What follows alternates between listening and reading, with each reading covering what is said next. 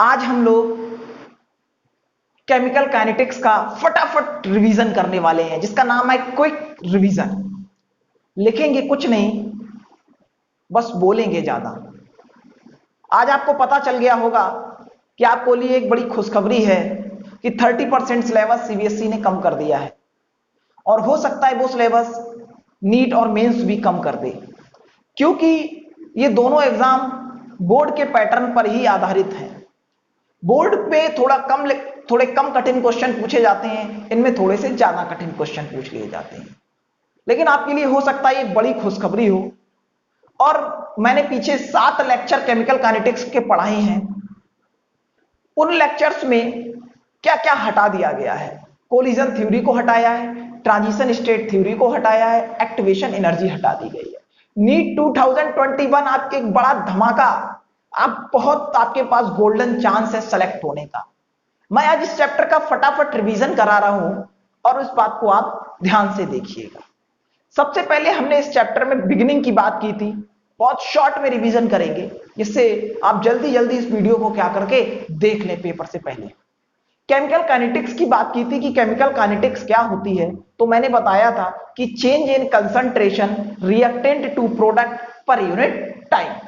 ठीक, इसके बाद इसमें कौन कौन से फैक्टर इन्वॉल्व थे? Pressure, temperature, concentration, nature of a substance and catalyst. इतने फैक्टर क्या थे? इन्वॉल्व थे।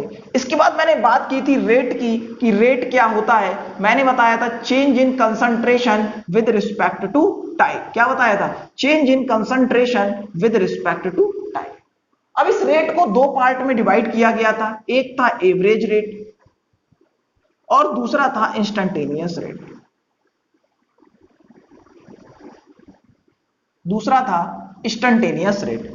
अब एवरेज रेट की अगर बात की जाए तो ये रेट एक लॉन्ग टाइम इंटरवल में मेजर किया जाता है, ये रेट एक शॉर्ट टाइम इंटरवल में मेजर किया जाता है। आप प्रीवियस लेक्चर को जब आप देखना चाहें तो देख लेना, ग्राफ वगैरह आप वहां से देख सकते हो। तो अभी मैं लेकिन शॉर्ट में बता रहा हूं। एवरेज रेट का मतलब है कि जो रेट लॉन्ग टाइम इंटरवल में मेजर किया जाए वो एवरेज रेट है, जो शॉर्ट टाइम इंटरवल में मेजर किया जाए वो कैसा रेट है? इंस्टेंटेनियस रेट है। इतनी बात एकदम क्लियर समझ में आ गई सभी को। अब देखो, इसके बाद मैंने नेक्स्ट टॉपिक आपको बताया था रेट ऑफ रिएक्शन। किसी भी इक्वेशन का रेट ऑफ रिएक्शन कैसे लिखते हैं? मैंने कहा था m1a प्लस m2b और प्रोडक्ट बनना है n1c। मैंने कहा था कि अगर कभी भी रेट ऑफ रिएक्शन लिखना होगा तो -1/m1 dA/dt is equal to -m2 dB/dt is equal to n1 is equal to, ये NC नहीं होगा, ये N1 होगा, 1/N1 dC/dt, 1/dC/dt। ठीक, अब देखो कभी भी इसमें अगर रेट ऑफ डिसएपीरियंस या रेट ऑफ फॉर्मेशन की बात की जाए तो इतना पार्ट जो होता है इसमें वो रेट ऑफ डिसएपीरियंस होता है, इतना पार्ट इसके रिस्पेक्ट में रेट ऑफ डिसएपीरियंस है, और ये क्या है? रेट ऑफ एपीरियंस या रेट ऑफ फॉर्मेशन है। अब अगर आप स्टोइकियोमेट्री से मल्टीप्लाई कर देते हो तो ये क्या बन गया? रेट ऑफ रिएक्शन बन गया। जब हम सॉल्व करते हैं रेट ऑफ डिसएपीरियंस या रेट ऑफ एपीरियंस को, तो हम क्या करते हैं? अगर जैसे मान लो rate of disappearance of A solve करना हुआ तो इसकी मल्टीप्लाई इधर कर देना, और तो क्या निकल आएगा? इतना पार्ट क्या होता है? रेट ऑफ डिसएपीरियंस होता है। इतनी बात आपको क्या आ गई? समझ में आ गई। इसके बाद इसी में हम लोगों ने बात की थी रेट लॉ की, कि रेट लॉ क्या होता है। अगर हम रेट लॉ की बात करें आपसे तो देखो रेट लॉ क्या होता है।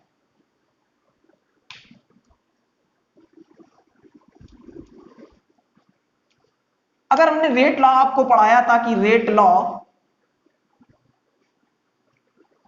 मैंने बताया था कि अगर मान लो एक इक्वेशन है a प्लस बी, इससे प्रोडक्ट बन रहा है c, यानी कि अकॉर्डिंग टू रेट लॉ की बात करें तो क्या होगा? Rate is directly proportional to the concentration of A reactant या active mass of the reactant. ठीक है, यानी कि rate is equal to k, जब प्रोपोर्शनलिटी हटाओगे तो आ जाएगा k bracket of a bracket of b, ये आ जाएगा bracket of A bracket of B. आप रेट लॉ लिखना सीख गए होंगे।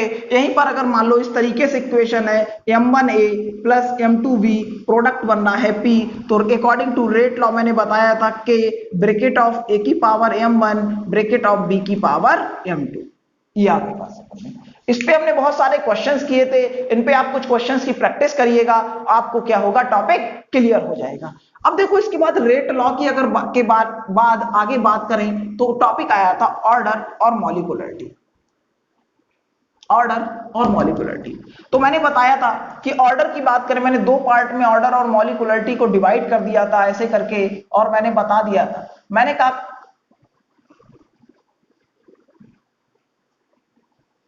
ऑर्डर और मॉलिक्यूलरिटी, मैंने आपको बता दिया था ऑर्डर और मॉलिक्यूलरिटी के बारे में। मैंने कहा कंसंट्रेशन की पावर का सम क्या कहलाता है, ऑर्डर कहलाता है। जितने भी मिनिमम रिएक्टिंग स्पेसीज रिएक्शन में पार्ट लेते हैं, मॉलिक्यूलरिटी कहलाती है। ऑर्डर कभी भी, ऑर्डर कुछ भी हो सकता है, नेगेटिव, फ्रैक्शनल, जीरो, कुछ भी हो सकता है, लेकिन मॉलिक्यूलरिटी हमेशा कैसी होगी, होल नंबर, यानी कि 1 2 3। मॉलिक्यूलरिटी अभी तक मैक्सिमम जो है वो 3 से ऊपर नहीं देखी गई है। इतनी बात सभी को समझ में आ गई होगी। और ऑर्डर एक कैसी क्वांटिटी है, एक्सपेरिमेंटल क्वांटिटी है, और मॉलिक्यूलरिटी एक कैसा कंसेप्ट है, एक थ्योरेटिकल कंसेप्ट है। यानी कि ऑर्डर और मॉलिक्यूलरिटी की बात आपको क्लियर हो गई। इसके बाद पढ़ा था हम लोगों ने zero order reaction. Zero order reaction में हमने पढ़ा था, हमने जीरो ऑर्डर रिएक्शन का बाया इंटीग्रेशन हमने प्रूफ किया था। हमने ये भी कहा था कि फॉर जीरो ऑर्डर की अगर बात करें, अगर हम लोग जीरो ऑर्डर की बात करते हैं तो जीरो ऑर्डर के लिए हम लोगों ने पढ़ा था कि कंसंट्रेशन जो रेट होता है वो कंसंट्रेशन पे इंडिपेंडेंट होता है। हमने एक इक्वेशन लिख दी थी ऐसे ए से पी, और हमने फाइनल एक्सप्रेशन क्या फॉर्मूला निकल के आया था, C A naught minus C A is equal to K T. ये किसके लिए एक्सप्रेशन था, जीरो ऑर्डर के लिए था। यहीं पर अगर फर्स्ट ऑर्डर की बात करें तो फर्स्ट ऑर्डर का एक्सप्रेशन क्या होगा, फर्स्ट ऑर्डर रेट जो होता है वो कंसंट्रेशन की पावर, फर्स्ट पावर के कैसे होता है, डायरेक्टली प्रोपोर्शनल होता है। अगर फर्स्ट पावर के डायरेक्टली प्रोपोर्शनल है, एक रिएक्शन है ए से जा रही है पी, तो देखो क्या लिखोगे, क्या एक्सप्रेशन आया था, k is equal to 2.303 upon T log C A naught upon C A. ये एक्सप्रेशन आया था किसके लिए, फॉर फर्स्ट ऑर्डर रिएक्शन के लिए। इतनी बात आपको क्लियर समझ में आ गई होगी। यहीं पर अगर सेकंड ऑर्डर की बात करें कि सेकंड ऑर्डर का क्या एक्सप्रेशन आया था, तो सेकंड ऑर्डर की अगर बात की जाए तो सेकंड ऑर्डर का एक्सप्रेशन था कि k is equal to 1 upon T 1 upon A minus X, क्या था, माइनस 1 अपॉन ए, ये आ गया। ठीक, ये किसका एक्सप्रेशन था, सेकंड ऑर्डर की, किसकी बात की गई थी, के की बात की गई थी, यानी कि सेकंड ऑर्डर का ये एक्सप्रेशन आया था। ठीक है, इतनी बात क्लियर। अब देखो आप नेक्स्ट आगे देखो, इसको मैं रफ करता हूं, अभी मैं इसको इतना इतना रफ कर देता हूं। अब देखो जीरो ऑर्डर के लिए हाफ लाइफ क्या आई थी, half life T half is equal to C A not by 2k, C A not by 2k, ये जीरो ऑर्डर के लिए था टी हाफ। यहीं पर फर्स्ट ऑर्डर की अगर हाफ लाइफ की बात करें तो T half is equal to 0.693 upon K, ये आ गया। यहीं पर अगर बात करें T half is equal to 1 upon K A बोलो या सी ए नॉट बोलो, ए नॉट क्या था, initial concentration.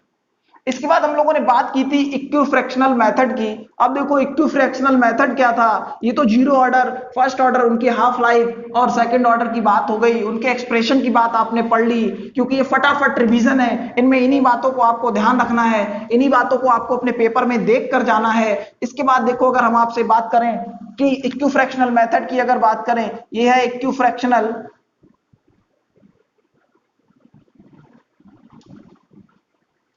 Method of half life. क्या एक्सप्रेशन लिखा था हम लोगों ने, क्या एक्सप्रेशन लिखा था हम लोगों ने,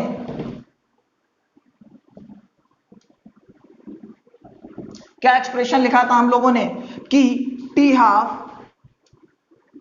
अपॉन टी हाफ ऊपर 1 नीचे 2, तो क्या एक्सप्रेशन आया था, 1 अपॉन A2 अपॉन A1 की पावर n माइनस 1, क्या आया था, A2 अपॉन A1 की पावर n माइनस 1 आया था। ठीक है, इतनी बात आपको क्या आ गई, समझ में आ गई।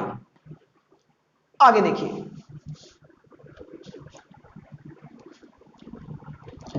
इसके बाद हम लोग पहुंचे थे यहां से कोलिजन थ्योरी पर।